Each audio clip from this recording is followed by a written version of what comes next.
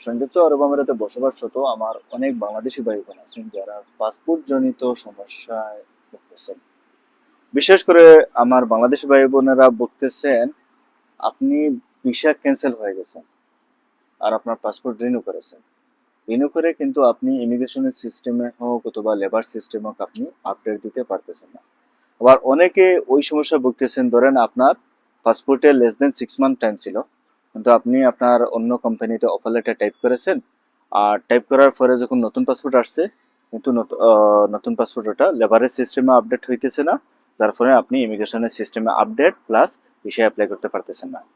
তো আপনি আমাকে অনেকেই মেসেজ করেন এই ব্যাপারে যে পাসপোর্ট পাসপোর্ট জনিত সমস্যা নিয়ে। তো আমি চিন্তা করলাম যে এই ব্যাপারে একটা সতর্কতামূলক একটা ভিডিও বানাই বা আপনাদেরকে একটা জিনিস জানাই।